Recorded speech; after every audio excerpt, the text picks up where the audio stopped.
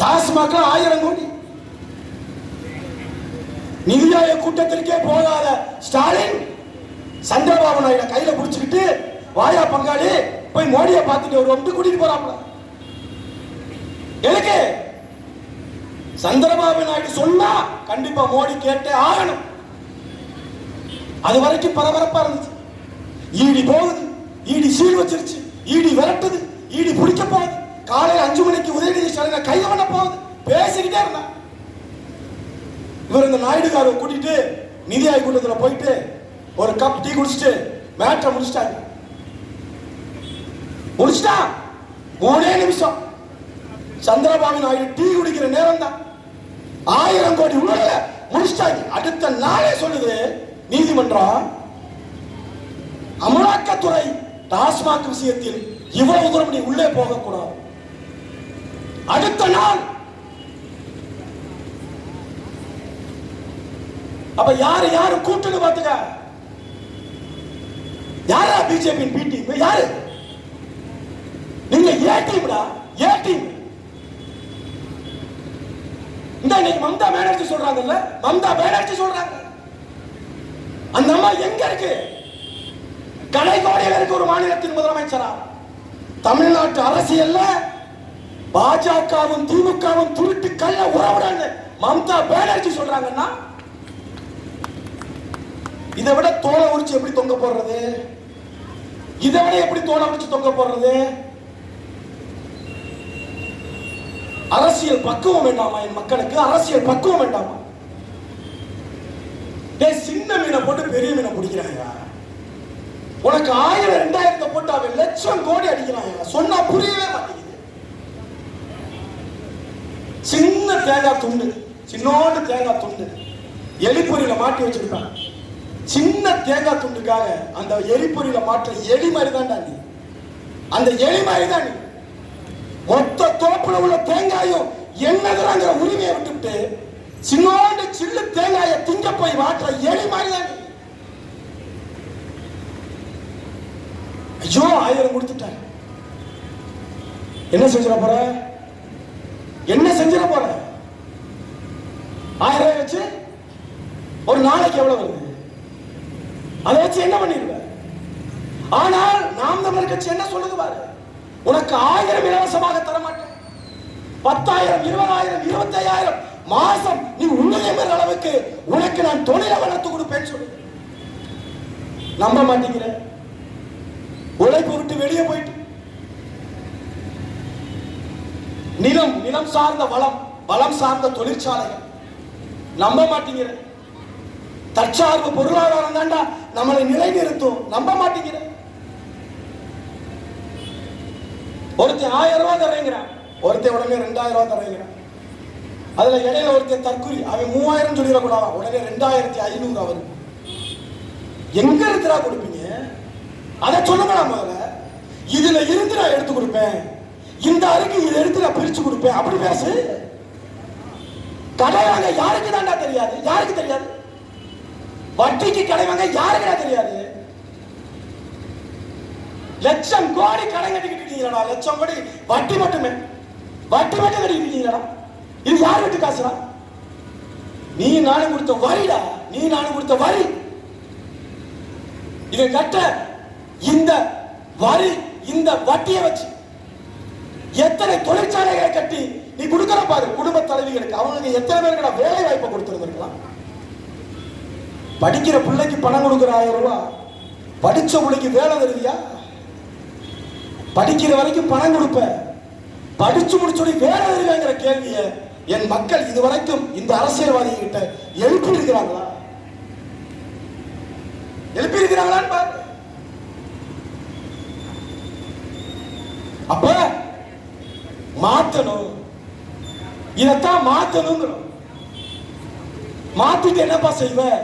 நாங்க இலவசம் தரமாட்டோம், ஓட்டுக்கு பணம் தரமாட்டோம். இலவசம் தருவோம். எதை தெரியுமா தருவோம்? அறிவை கொடுக்கும் கல்வி, உயிரை காக்கும் மருத்துவம், தூய குடிநீர் இலவசமா தருவோம். சரியான சமமான தரமான கல்வியை மருத்துவத்தையும் குடிநீரையும் மக்களுக்கு இலவசமா கொண்டு போய் சேர்ப்போம். தற்சார்பு பொருளாதாரத்தை வளர்ப்போம், நீர் மேலாண்மையை உயர்த்துவோம். இதெல்லாம் உனக்கு புரியல இல்லையா? ஏன்னா அரை நூற்றாண்டு காலமாக இந்த அரசியலை விட்டு வெளியே வந்துட்ட. ஒரு ஆட்சி அதிகாரத்தினால எதையெல்லாம் செய்யலாம்னு உனக்கு புரியல, உனக்கு தெரியல. அந்த அளவுக்கு பின்னோக்கி போயிட்டு. சரி, இவங்கதான் இளவு இப்படின்னா ஒரு 16 வருஷமா கத்தி இந்த பிள்ளைகளை பூரா அரசியல் படுத்திட்டு வந்தா இங்கிட்டு ஒரு தற்கொலை கூட்டம் கிளம்பிடுச்சு. தற்கொலை கூட்டம் கட் அவுட்ட வச்சுக்கிட்டு வண்டியில போறான்டா, அதை கும்பிடுறான்டா. கட் அவுட்ட விஜய் மாதிரியே ஒரு கட் அவுட் அதை வச்சுக்கிட்டு வண்டியில போறான், அதுக்கு பின்னால ஓடுறான்டா. உண்மையாவே நாம எல்லாம் இந்த இனத்துலதான் பிறந்தோமா, இல்ல அவங்க எல்லாம் இந்த இனத்துலதான் பிறந்தாங்களான்னு சந்தேகமா இருக்கு. இவ்வளவு கும்பிட்டையாவா? என்னைக்காவது இந்த நாம் தமிழர் பேசுற அரசியல இந்த தற்கொலை கூட்டம் என்னைக்காவது பேசியிருக்கானா? என்னைக்காவது பேசுறானா? அரசியல் பேசுவானா? அங்க பேசவே ஆள் இல்லை. ஜி தமிழ் தொலைக்காட்சி விவாதம் நடந்தது. ஸ்டாலின் படம், அதுக்கு முன்னால் அவங்க கட்சிக்காரவங்க. எடப்பாடி படம், அவங்களுக்கு முன்னால் அவங்க கட்சிக்காரவங்க. அன்னை சீமான் அண்ணன் படம், அதுக்கு முன்னால நாம் தமிழர் கட்சிக்காரவங்க. இந்த பக்கம் விஜய் படம், மொட்டை இதே மாதிரி ஸ்டாண்ட போட்டு சும்மாவே இருக்கு. கடைசி வரைக்கும் எவனும் வரல பேசுறது. இவனை நம்பி இவன் நடிச்சாங்கிறதுக்காக இத்தனை பேர் நிக்கிறாங்க பின்னால. என் பெற்றோர்கள் இடத்துல கேட்கிறேன், மற்றவனை எல்லாம் விட்டு, அந்த பிள்ளைகளை விட்டு, அந்த பிள்ளைகளை பெற்றெடுத்த தாய்மார்கள் தந்தைமார்கள்ட்ட கேட்கிறேன், உங்க பிள்ளைகளை அரசியல்படுத்துங்கள். தயவு செய்து உங்கள் பிள்ளைகளை அரசியல்படுத்துங்கள்.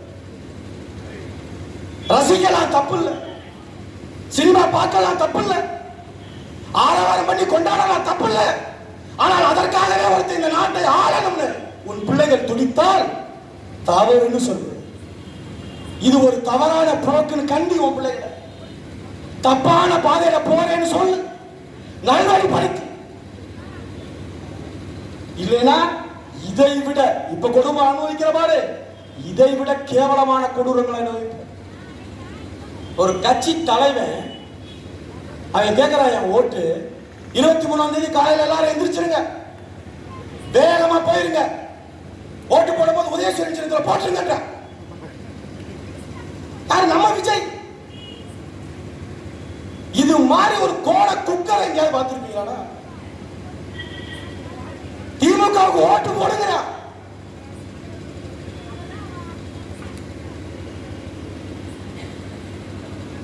சில விஷயங்களை வெளிப்படையா பேச கூட முடியாத அளவுக்கு கேவலமான ஒருத்தன் அவனை தலைமையேற்று நிற்கிறான் ஒரு கூட்டம். அவனை தலைமையேற்று எல்லார் வீட்டிலையும் விஜய் இருக்காரா, எல்லார் குடும்பத்திலும் விஜய் இருக்காரா? உன் குடும்பத்துல உன்னை தவிர யாராவது இருக்காங்களாடா? உன் குடும்பத்துல உன்னைய தவிர யாராவது இருக்கானா? உன் வீட்டுக்குள்ள உன் பொண்டாட்டி இருக்கா? உன் வீட்டுக்குள்ள நீ பெத்த பிள்ளைய இருக்கா? சரி விடு, உன்னைய பெத்த ஆத்தா பணம் இருக்கானா? ஒருத்தனை கிடையாது உன் வீட்டுக்குள்ள. ஆனா நீ நாட்டை பாப்பேன்னு இத்தனை பேர் நம்புறாங்கடா. இத்தனை பிள்ளைய நிக்குதா? கட்டின பொண்டாட்டியோட இல்ல, பெத்த பிள்ளைகளோட இல்ல, உன்னைய பெத்த ஆத்தாப்பனோட நீ இல்ல. வந்துட்டாயா ஜோடி போட்டு கல்யாணத்துக்கு, இதாண்டா என் கூட இருக்குன்னு. அப்ப எவ்வளவு திமிரு இருக்கும் பாரு. மறைச்சு செய்யக்கூடிய வேலையை கூட இத்தனை ஊடகங்கள் பார்க்குமே, ஒரு பொது நிகழ்ச்சிக்கு போறோமே, அதுவும் ஒரு திருமண விழாவுக்கு போறோமே, கொஞ்சம் கூட அந்த அச்சமே இல்லாம திமிருடா, திமிரு, ஆணம். நாம என்ன செஞ்சாலும் நம்ம பின்னால ஒரு கேளக்கிற்கு கூட்டம் இருக்குங்கிற திமிரு. ஜோடி போட்டு கூட்டு வரானடா, பச்சை பச்சையா காட்டுறாங்கடா இன்றைய அரசியல்வாதிகள். நாங்கள் உங்களுக்கானவர்கள் அல்ல, பச்சையா காட்டுறான். ஆனாலும் நீதான், ஆனாலும் நீதான். என்ன கேவலம் கட்ட அரசியல். சாகுறீங்கடா. இதுவரைக்கும் 58 பேர் செத்துருக்கீங்கடா. ஒரு தேர்தலை விட சந்திக்கிறடா. 58 பேர் உள்ள கொடுத்திருக்கீங்கடா. 58 பேர். ஏடா உயிர்லாம் உங்களுக்கு அவ்வளவு லேசா தெரியுதுங்க. உயிர் அவ்வளவு சாதாரணமானது. கேவலம் ஒரு சினிமா நடிகனுக்கு 58 பேர் செத்திருக்கேன். 58 பேர். ஒருத்தன் வீட்டுக்காவது போய் ஒப்பாரி வச்சிருக்காங்க. அவன் யாராவது ஒருத்தர் வீடு சொல்றான். 58 பேர்த்துல இந்த அவர் வீட்டுக்கு போயிட்டாருங்க, இந்த ஒரு 5 பேர் வீட்டுக்கு போயிட்டாருங்க. 58 பேர் தன்னை பார்க்க வந்து செத்து போனதற்கு பிறகு ஒருத்தர் ஒரு நாள் கூட வீட்டுக்கு போல. கூப்பிட்டு வச்சு ஒப்பாரி வைக்கிறேன். கூப்பிட்டு வச்சு வெள்ள நிவாரணம் கொடுத்தா. கூப்பிட்டு வச்சு ஒப்பாரி வைக்கிறாயா? ஒருத்தன் வீட்டுக்கு நல்லதுக்கு போனாலும் பரவாயில்ல, கெட்டதுக்கு போடுவாங்க. ஆனா அந்த கெட்டது ஒன்னால நடந்திருக்கு. போயிருக்கணுமா வேணாமா? நீ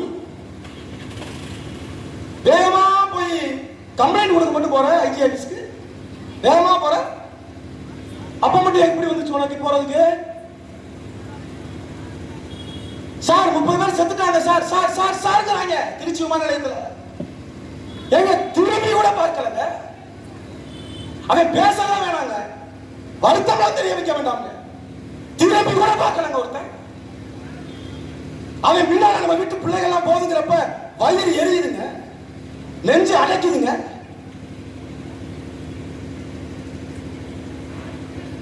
ஒருத்தி சொல்றா 25 வருஷமா நான் அவனை லவ் பண்றேன்.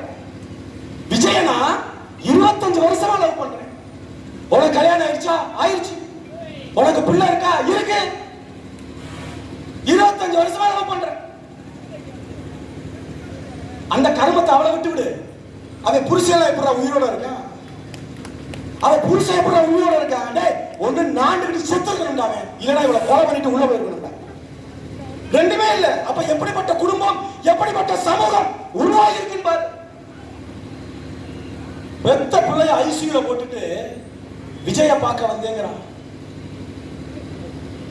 சின்ன குழந்தைய ஐசியூல போட்டுட்டு என்ன விஜய் உன்னை பார்த்த உடனே என்ன பாதி சதைய பிடிச்சு தூக்கி எரிஞ்சிருவானா? அவங்ககிட்ட வச்சுக்கோன்னு இல்ல 2 பள்ளப்புடி ஒன்றை கொடுத்துருவானா? நீ என்னை பார்த்துட்டு வந்துட்டேன்னு. என்ன நடந்துற போது? உன்னை யாருன்னா தெரியுமா அவனுக்கு? நீ சொன்ன பதிவை நான் பார்த்தேன். அந்த பதிவையாக அவன் பார்த்திருப்பான்னு நினைக்கிறியா? அப்ப முடிஞ்சு போச்சு, மொத்தமும் முடிஞ்சு நிக்கிற. அதை புரிஞ்சுக்கோ. அதனாலதான் மாற்றுன்னு கேட்கிறான். அதனாலதான் நீ மாற்று ஒரு அரசியலை முன்னெடுங்க, அதுக்காக தான் கேட்கிறான். என்றைக்காவது சட்டம் ஒழுங்கை பத்தி பேசியிருக்குதா தமிழக வெற்றி கழகம் அண்ணன் விஜய்? ஐயா, என்னைக்காவது சட்டம் ஒழுங்கு சீரழிஞ்சிருக்கு அதை பத்தி பேசிருக்கியா? பாலியல் வன்கொடுமைகள் நடந்துட்டு இருக்கு அதை பத்தி பேசிருக்கியா?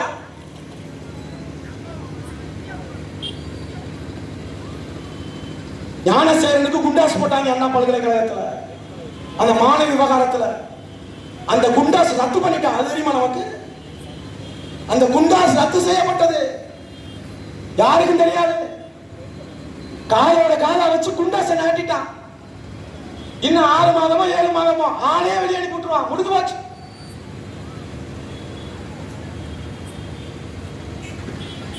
கோவையில கூட்டு பாலியல் வன்கொடுமை விமான நிலையத்துக்கு பக்கத்துல. சமீபத்தில் வேட நத்தம் 9 நாள் கழிச்சு பிடிக்கிறான் ஒருத்தனை. அவன் மேல இதுக்கு முன்னால 22 வழக்கு இருக்குங்கிற.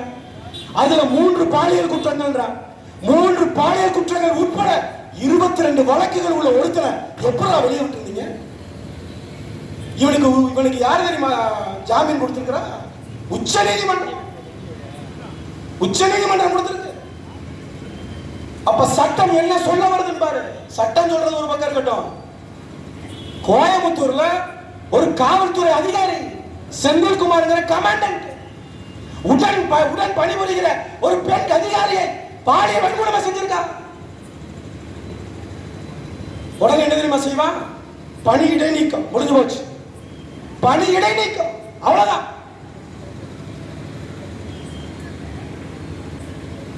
இப்படிதான் மது ஒழிப்பு போராளிகள், பெண் போராளிகள் நின்னாங்க. பெண்கள் போராட்டம் நடத்தினாங்க நாமக்கல்ல.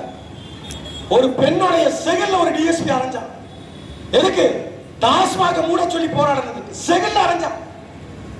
அவனுக்கு பதவி உயர்வு. இன்னைக்கு பாரு, கல் இறக்கினவனை காலிலே சுட்டுட்டான். காவல்துறை கல் இருக்கிறவன காலில் சுட்டிருக்கான்.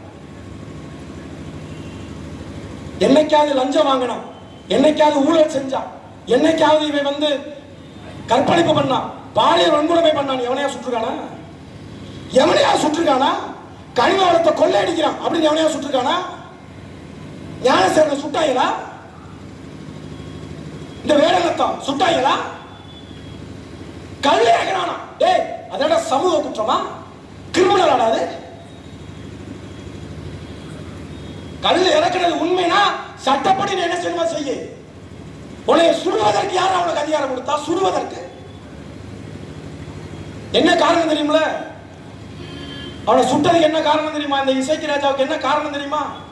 அந்த பகுதியில் இருக்கக்கூடிய தென்காசி பகுதியில் இருக்கக்கூடிய டாஸ்மாக் வருமானம் குறையுது.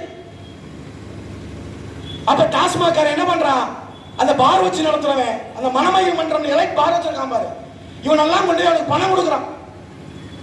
அந்த பணத்தை வாங்கிக்கிட்டு இந்த கல்லை இறக்குனா பல பேர் கல்லை குடிச்சிட்டு பேசாம இருந்துறான், டாஸ்மாக்கு போக மாட்டேங்கிறான், பாருக்கு போக மாட்டேங்கிறான்னு இந்த கல்லை ஒழிக்கணும் நிக்கிறாயா ஒரு போலீஸ்காரன். இது என்ன எவ்வளவு பெரிய கொடுமையான விஷயம் பாரு. 9 பேருக்கு மரண தண்டனை கொடுக்குது சாத்தான்குளத்துல. ஜெயராஜ் பெனிக்ஸ் வழக்குல 9 பேருக்கும் இரட்டை மரணம். அதற்கு அடுத்த நாள் ஒரு காவல்துறை அதிகாரி கல்லறக்கணான்னு காலையே 4 தடவை சுடுறான்னா அப்ப சட்டம் ஒழுங்கு எவ்வளவு சீர்கெட்டு பாரு.